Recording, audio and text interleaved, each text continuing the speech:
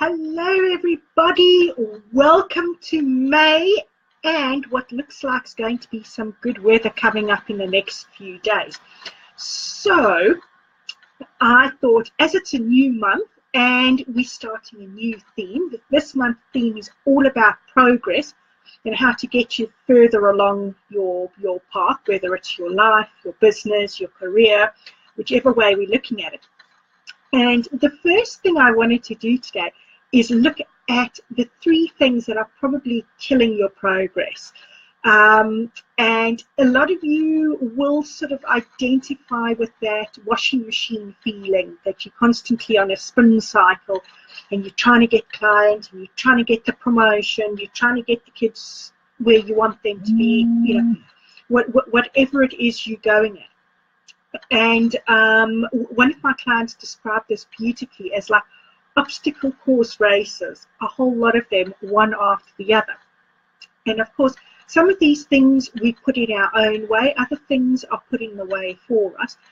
And it's all about learning that you are actually in control of those obstacles. Think about that for a moment. Do you agree?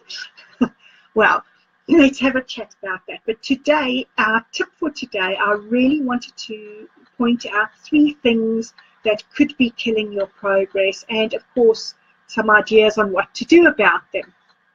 So a wonderful chap called Ken Down summarized these 3 things for me to make life easier, and grateful thanks to him.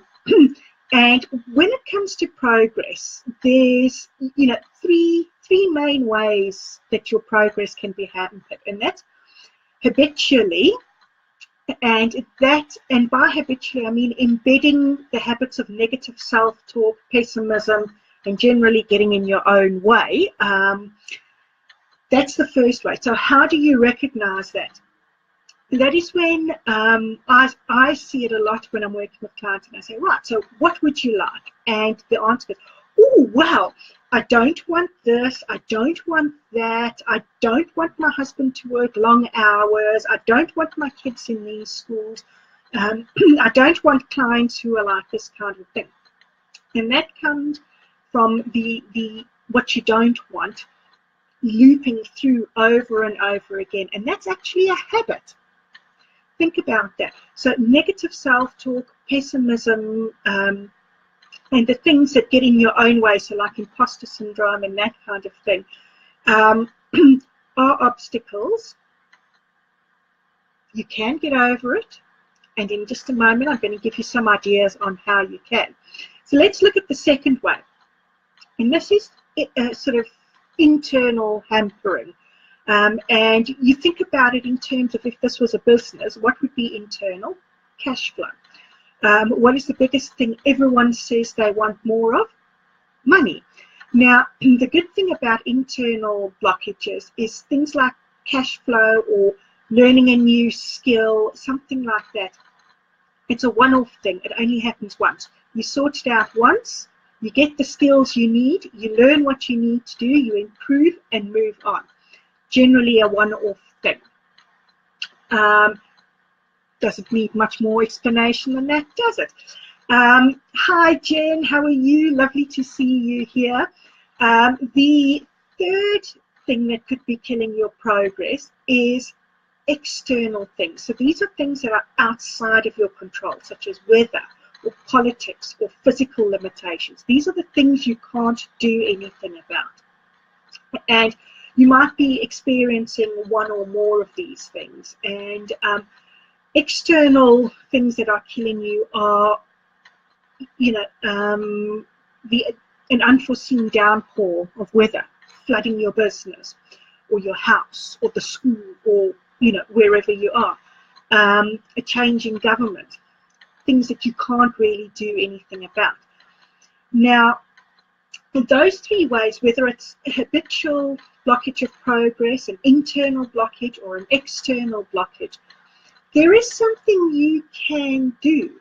Even though it might be out of your control, there is something you can do. And the first thing to do is to change the way you think about that problem. See it in a different light. If you're a tarot reader, Hanged Man. That's the card. You know, getting a different perspective on it. Turn it upside down, stand on your head, and see things from a different way. So just think about that for a moment. So, you know, if you think about the obstacles that are coming up time and time again in your life, how many of those are caused by habitual negative self-talk? How many are one-off problems that you can do something about? How many of those are out of your control or external problems?